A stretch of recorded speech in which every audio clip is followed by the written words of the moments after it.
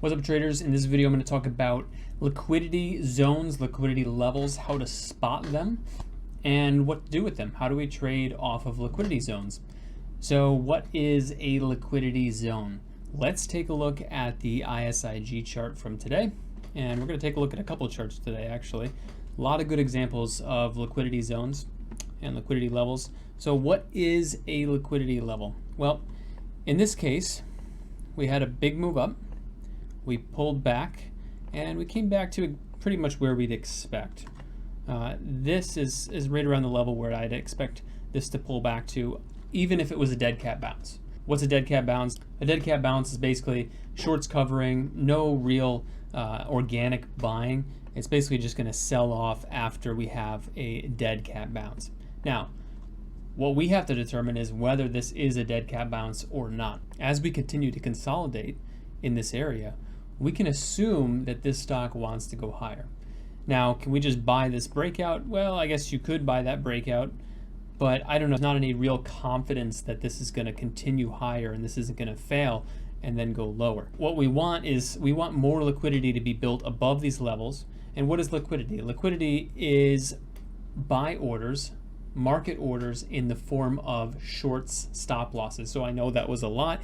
Basically, shorts are going to enter the market assuming that this is the top. They're going to put their stop losses above this level. And remember, in order to get out of a short position, you need to buy back your shares. And when shorts buy back their shares, they're going to do that at the market price. So that is going to cause a lot of buying to happen very quickly, which is going to cause the price of the stock to go up very quickly, especially in a stock like this, which is only a 1 million share float.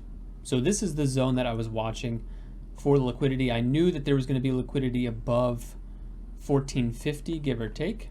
And then as we started to consolidate in this general area down here, I knew that the liquidity was going to exist above these highs as well. So I knew that once we break these highs, we're probably going to have a nice move higher. And that is what I called out in the Discord, which I will show you right here.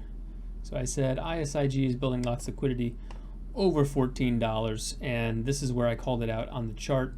But now let's take a look at Bookmap and how we can use Bookmap to pinpoint an entry as this liquidity zone starts to break. Okay, so this right here was that initial run up to 1450.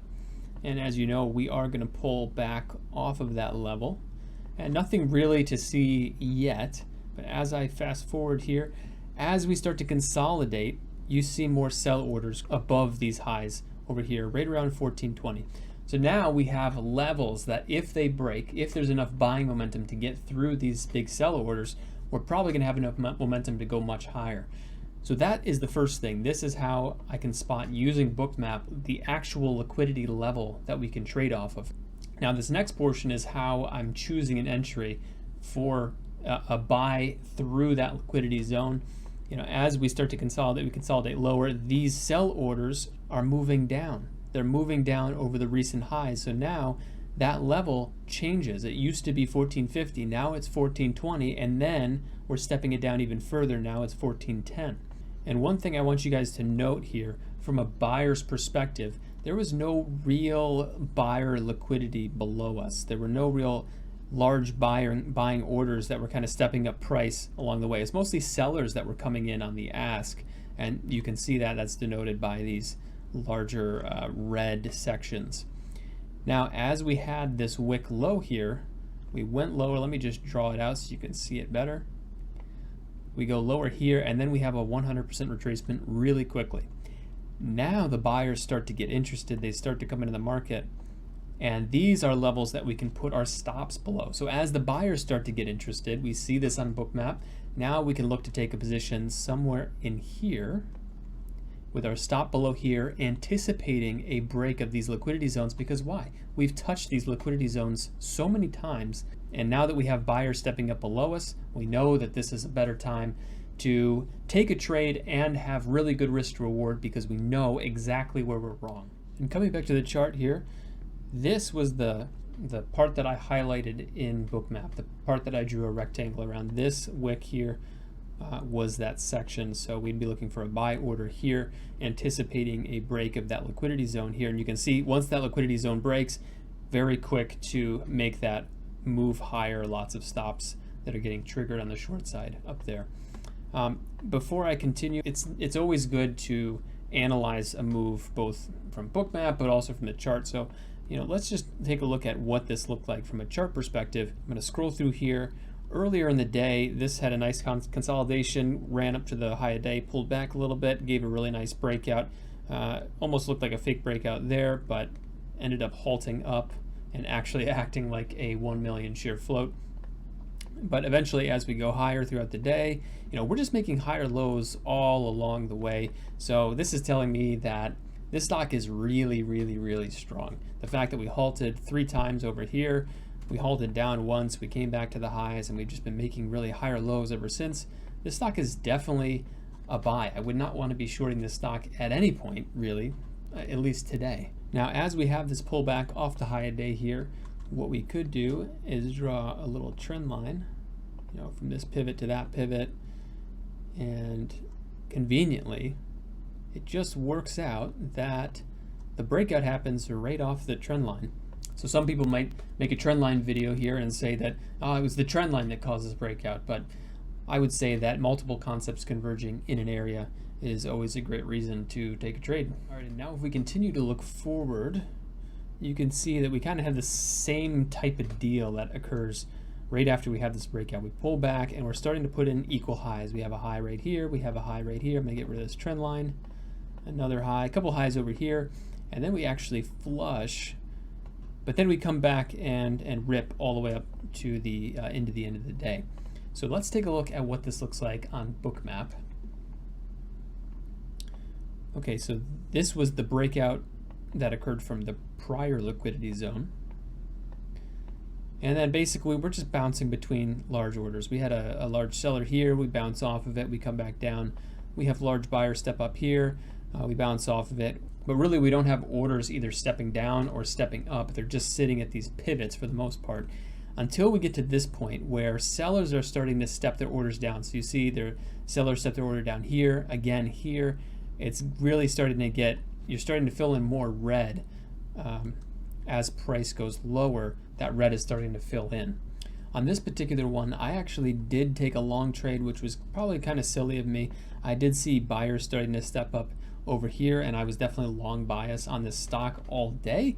So I was looking for a continuation to the upside. However, these buyers failed to hold prices higher. So I had a pretty tight stop. It was, I think, only a 20 or 30 cent stop right here. So pretty quick to understand that I was wrong. And then we had this nice sell-off. Now, when this happens, shorts are getting paid. So if you shorted this stock up here, you're able to cover for profit down here. And that means that there's less short stop losses riding above these levels up here. So as we come back up, it's less likely that we're going to get that same squeeze effect that we would have if we had just made the move right here without paying those shorts. However, as we begin to squeeze back up, this is definitely a buy. This kind of move here after consolidation should have continued to the downside. We shouldn't have had a sharp reversal like we did here. So as we break through that $14 level, I think this is definitely a buy. In fact, I did buy this. I had a stop below these lows of 13 bucks, and I covered into the end of the day all the way up at 15.40. Okay, one more chart to analyze here with you guys. This was CPIX today. CPIX kind of took off right around 1 o'clock. Some nice movement upwards. Failed to break the $7 level. And we pull back a little bit. Okay, sharper pullback here. So now we know this is kind of a longer term pullback. We'd expect to find support right around here. Prior breakout area, as well as a pivot low there. Going lower again. So now we've got a couple levels that shorts could put their stop losses. If they're going to go shorter for the long term, they're going to have stop losses probably above these levels up here. We've got 690, we've got 685, and then we've got a couple pivots that are closer to the high of day, but likely the shorts are going to step down their stop losses to these pivots over here, which if we break those are likely going to propel us on a move to the high of day. Okay, now let me fast forward here and see what happens. Okay, so on this candle here, we break both of these liquidity zones. However, we fail to take out $7 and really go test the high of day. So now I'm thinking two things. Well, maybe this is a potential top. This is another area that shorts get interested in. We should have had a continuation through the high of day here. Although we did just run right up to that level. You would expect some kind of pullback before we go test the high of day. So let's fast forward here. Okay, we've got another topping bar right there. It's 687. So again, we're starting to build more liquidity up in this zone. I'm just going to draw a box up here for you guys. I mean, this is our liquidity zone here. And then, okay, we tested it again on this candle, and then we tested it again. We finally broke through. Really quick break up to new highs. Also of note, I just added this trend line here, and it looks like it respected that trend line pretty well, and again pulled back to that trend line, almost touched it before giving that final move. So kind of similar to what we saw on ISIG. And just to give you guys the full picture, I'm going to show you guys the book map. This was on CPIX. So this was that high day break at $7. We pulled back here. Shorts are obviously coming in up here around $7, around the whole dollar level, that psychological level. As we go lower, shorts come in again here at 660. We bounce back to that spot, bounce off a couple times, break through up to right around 685, 690. Pull back, and then this was that liquidity zone that we broke.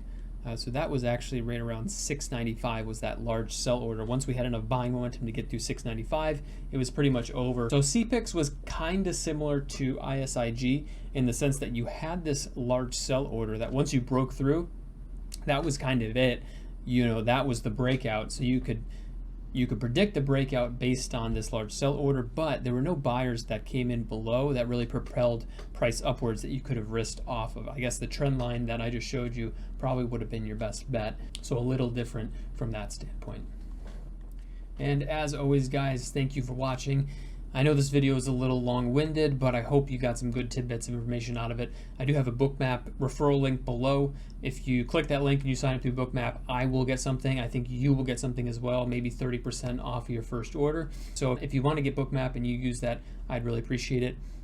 Check us out at diptraders.net. There you will find access to the Discord, which I showed you a clip from earlier in the video, as well as our momentum scanner.